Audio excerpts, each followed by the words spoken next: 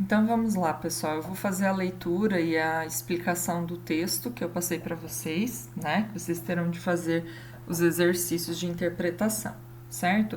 Então nós temos aqui um artigo de opinião, tá? Então mostra que nós vamos ter a opinião da autora nesse texto, tá? É um tipo de texto também argumentativo, né? A gente considera um texto dissertativo argumentativo também. O título, então, O Veto ao Celular na Escola e a autora Roseli Saião. A primeira coisa importante que a gente tem que saber e prestar atenção antes de começar a ler o texto é com relação à data em que esse artigo de opinião foi publicado, tá? Então, aqui no final do texto, nós temos a data, que é 2007, tá? Então, o que eu penso sobre essa data? Né? Esse texto, por mais que não seja atual, não foi escrito nesses dias de hoje, né, nos últimos meses, por exemplo, ele traz um tema polêmico, né, e um tema que, no meu ver, é mais atual hoje do que em 2007. Né? A gente vai fazer a leitura aqui, acompanhar o texto, e a gente vai perceber várias situações que a autora coloca que é muito mais visto hoje em dia, né, do que talvez lá em 2007. Penso eu, até porque em 2007 eu particularmente nem tinha celular, eu já estava no início da faculdade e eu nem tinha celular, então ele fala, né, de situações assim que eu penso, nossa, talvez seja bem para a realidade das grandes cidades, São Paulo, né? Mas por isso que eu achei interessante trazer esse texto para vocês, justamente por ser um tema que ainda é muito atual, né? Que é essa polêmica do uso do celular na escola. Então o texto começa com a seguinte informação: um projeto de lei que proíbe o uso de telefones celulares nas salas de aula de todas as escolas do estado de São Paulo foi aprovado no último dia 28 pela Assembleia Legislativa.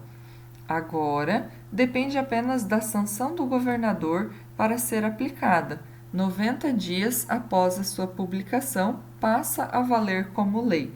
Então, essa daqui, esse primeiro parágrafo, é a única informação desatualizada do texto, tá? Porque aqui ainda está falando que é um projeto de lei que foi aprovado e que ainda vai ser, que depois de 90 dias que vai virar lei. Então, essa informação é defasada. A gente não pode levar em consideração nesse momento que nós estamos lendo, porque a gente não sabe, né, se virou lei, em que situação que está, se ainda é lei, né, em São Paulo.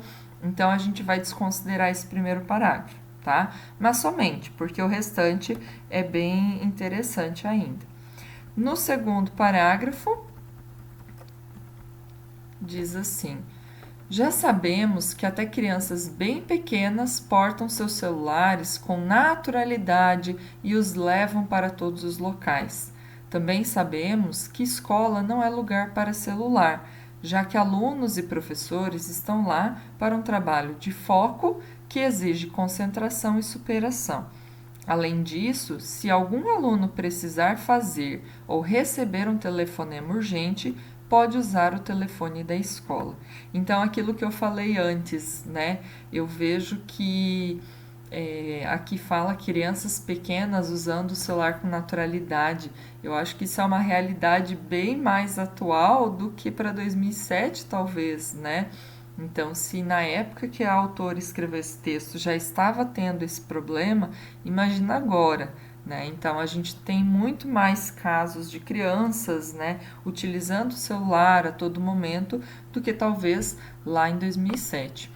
Aqui também a questão de que os alunos, né, levam o celular para a escola, que acaba que atrapalha, né, já que a escola precisa de foco e concentração.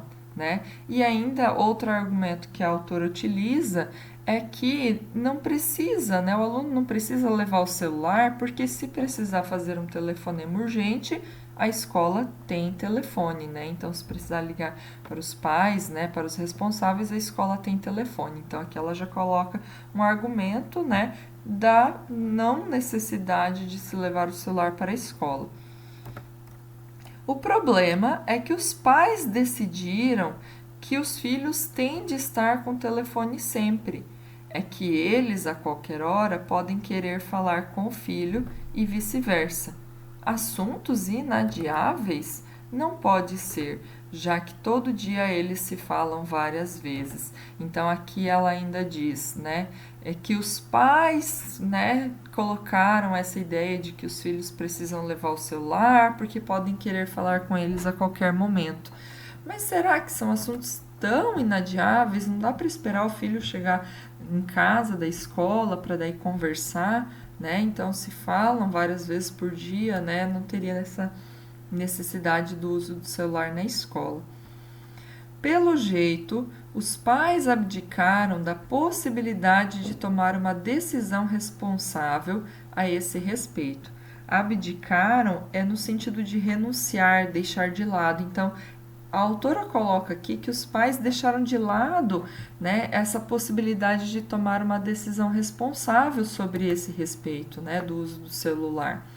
E ela ainda conclui: sucumbiram impensadamente à pressão do mercado, que exige que os telefones sejam consumidos por todos, e dão os aparelhos aos filhos.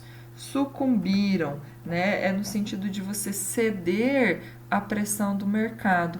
Por que mercado aqui? Não está falando de mercado que a gente compra arroz e feijão, está falando do mercado no sentido da economia, né? Então é como se os pais estivessem cedendo a toda essa pressão que a economia, que o mercado faz, né? Todos os dias, né? Todo momento tendo novos aparelhos celulares, né? Ai, porque os colegas do meu filho têm celular, o meu filho também precisa ter. Então toda essa pressão, né, da sociedade, do mercado, faz com que os pais acabem dando então esse aparelho para os seus filhos. Aí ela continua com o questionamento: ensinam seu uso? Apontam locais onde não é adequado portá-los ou situações próprias ou impróprias que motivam as chamadas? Então ela faz essa pergunta: será que os pais estão ensinando os seus filhos a usar adequadamente o celular, né? Nos lugares e nas situações que devem ser usados, que podem ser usados, né? Então ela conclui respondendo o próprio questionamento, dizendo que são poucos os que fazem esse trabalho educativo, são poucos os pais que dão o aparelho de celular aos filhos e instruem eles, né, sobre os lugares, as situações que são próprias e impróprias de uso, certo? Creio que agem assim porque ganham um benefício secundário. Então tem um segundo benefício, né? Estão sempre ligados aos filhos e fazem com que estes permaneçam na mesma situação. Então a autora diz aqui que os pais entregam o celular aos filhos justamente por ter essa ligação próxima. Qualquer situação já tem ali o celular para entrar em contato com o filho. O celular que liga os pais a seus filhos já foi comparado ao cordão umbilical. Não é uma analogia bem apropriada? Então a autora mesmo diz, né, que é uma comparação bem certa, né, comparar o celular que liga os pais aos filhos com o cordão umbilical, né, que liga a mãe ao bebê ali no ventre.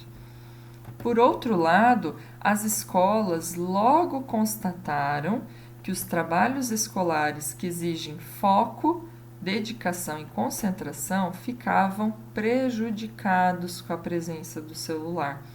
Por isso, muitas já vetaram seu uso, quer dizer, proibiram, né, o uso do celular e até aplicam sanções aos alunos que o fazem. Ou seja, as escolas aplicam punições, né, para os alunos que utilizam o celular. Mas tem sido difícil contornar a situação, porque os professores também usam o celular na escola e isso, claro, leva os alunos a fazerem o mesmo. Então, tem muitos casos que não só alunos utilizam o celular na escola, professores também, né, acabam utilizando de maneira errada. Então, é isso que a autora coloca aqui, que os alunos veem os professores utilizando e acabam, né, achando que estão no direito também de utilizarem o celular. Por isso, parece que o projeto de lei mencionado, né, aquele que a gente leu lá no início do texto, né, vem em boa hora e que pais e professores devem aceitá-lo de bom grado. Mas devo alertar que tal lei, caso sancionada, é bem perigosa. Então, se essa lei for aprovada, né, sancionada, é perigosa. Por que, que essa lei é perigosa? Aí a autora complementa aqui. Acima de tudo, porque coloca o Estado no lugar de pai. Né? Então, a autoridade, né, o Estado, as leis, né, são colocadas no lugar dos pais. Os educadores precisam usar a autoridade na relação com os mais novos. Quando os pais precisam tomar uma atitude que desagrada aos filhos, preferem que seja outro, a escola, o Estado, a fazê-lo. Então, a autora coloca aqui que muitas vezes, quando é preciso repreender o aluno, né, essa criança, esse jovem, os pais muitas vezes não gostam de tomar essas atitudes que desagradam os filhos. Então, preferem que a escola tome, né, a iniciativa de dar uma punição, que o Estado coloque uma lei para punir. Então, muitos pais não gostam de ter que fazer esse papel, né, de punir os próprios filhos, né, que desagrada os próprios filhos. Mas, quando o Estado passa a legislar, né, que é estabelecer leis sobre a vida dos cidadãos, nunca se sabe quando e onde irá parar. Além disso, sabemos que regras evocam transgressões. Gente, essa frase é bem marcante porque diz assim: regras evocam transgressões. O que é transgressões? Transgredir. Transgredir uma lei é você não cumprir, é você quebrar uma regra, né? Então, toda vez que se impõe uma regra, as pessoas se sentem chamadas, né? Ali fala de evocam, né? As pessoas sentem vontade de não cumprir a regra. As pessoas não gostam de cumprir regras. Então, as regras, elas acabam atraindo o quê? A quebra dessas regras, né? Então, por isso ela complementa aqui que em educação é muito mais valoroso trabalhar com princípios do que com regras. Então, nessa questão da educação aqui, ela fala o quê? Que a questão do Estado, né? Vamos repetir, voltar aqui o que falou antes. A questão do Estado ter que sempre colocar leis para tudo, né, em situações tão simples que os próprios pais poderiam resolver, né, numa educação, trabalhando com princípios e valores com seus filhos, isso acaba sendo perigoso, porque em qualquer situação que seja problema, o Estado precisa intervir. Né? Então, coisas tão simples que poderiam partir da família, né, dos responsáveis ali nas suas casas, né, vindo de uma educação, trabalhando com princípios e valores, o Estado precisa intervir. Então, isso que é complicado, né, na opinião da autora. No mundo adulto, os princípios parecem ter perdido o valor. Nós também queremos regras para transgredi-las, com a mesma atitude da juventude. Então ela finaliza o texto falando que os adultos, eles também querem transgredir as leis. Eles não querem cumprir as regras, né? Afinal, no mundo que valoriza a juventude, somos todos jovens. Né? Então, a juventude é muito mais valorizada do que os adultos, do que a experiência de uma pessoa mais velha. Então, os adultos, os mais velhos, também querem ter atitudes de jovens, muitas vezes. Né? E ela finaliza da seguinte forma: mas e os mais novos? Por quem serão introduzidos na convivência civilizada com o outro e com a humanidade? Então, ela termina o texto fazendo um questionamento para nós refletirmos.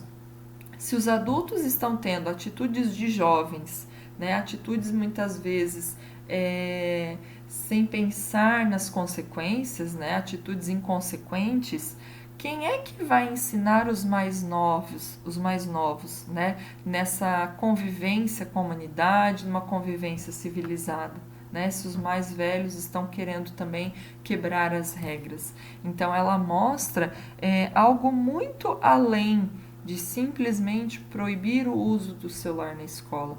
Ela mostra situações importantes a serem analisadas, né? Como a questão de ensinar os princípios e valores para os mais novos, a questão de que o Estado tem que ficar sempre colocando lei em tudo, desde as coisas mais simples. Isso faz com que as pessoas, os pais, não tenham mais tanto essa obrigação, né, e essa responsabilidade de pai e mãe, né? Então, o Estado acaba assumindo uma responsabilidade que era algo fácil de se resolver com a responsabilidade, né, dos pais. Então, esse texto mostra muito mais argumentos, né, e situações diferentes para a gente pensar, que não são só a questão de se proibir ou não o uso do celular na escola.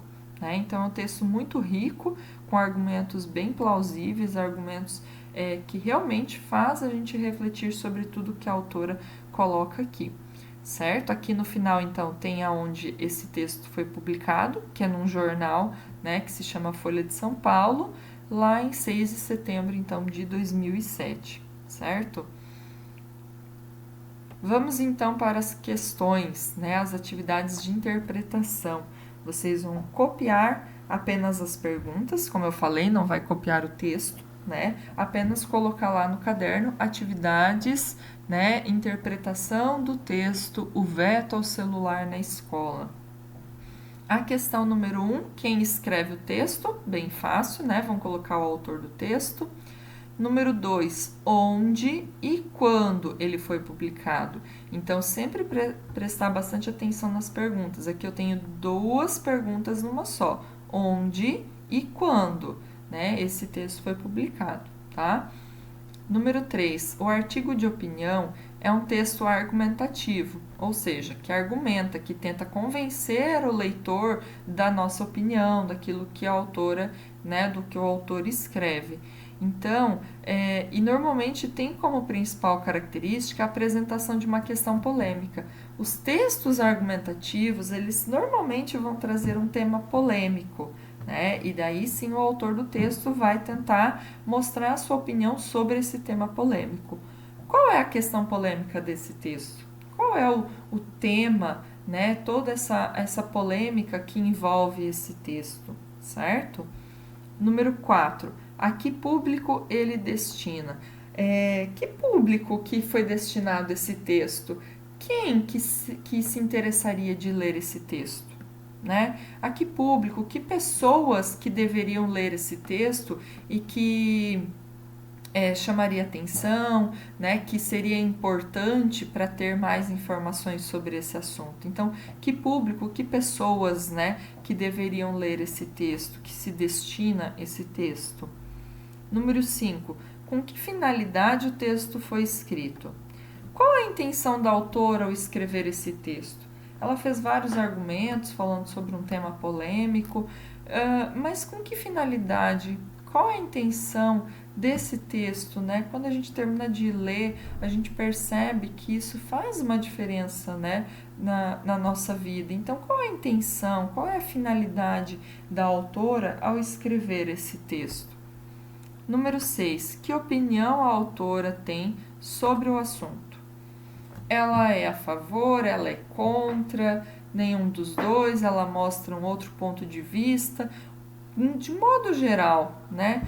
Qual que é a opinião da autora sobre esse assunto que é abordado no tema, no texto? 7. Para defender uma opinião, o autor utiliza argumentos, né? O que são argumentos? São provas, né, concretas de que a sua opinião está certa, são algumas ideias, alguns exemplos, né, comprovando tudo aquilo que o autor está falando. Então, argumentos são motivos ou razões apresentadas para convencer o interlocutor. O interlocutor é aquele que está lendo o texto, né, que está recebendo a mensagem. Então, para defender uma opinião, o autor utiliza argumentos que são motivos ou razões apresentadas para convencer o interlocutor a apoiá-lo. cite argumentos utilizados no texto. Vocês vão localizar pelo menos 3 argumentos que a autora utilizou. O que são os argumentos? Aquelas ideias que ela colocou no texto que que é como se fosse uma prova que aquilo que ela está falando é verdade, tá? Então, tentem localizar ali informações que a autora coloca que faz com que o texto tenha uma sustentação, tenha uma ideia, né, que não seja apenas ideias vagas de achismos, que eu acho que isso, eu acho que aquilo. Ela usou argumentos bem fundamentados. Então, vocês vão tentar localizar 3 argumentos que ela utilizou no texto. E a número 8, o que propõe a autora como alternativa para a imposição das regras? Quer dizer, a autora, ela acha que a gente não deve apenas impor regras, né? Impor leis. O que ela acha, então, que é melhor ser feito? Ao invés de só ficar criando regras, né, e leis, que outra alternativa seria muito mais vantajoso e melhor para as pessoas, tá? Então, é isso que vocês vão colocar ali. Certo, pessoal?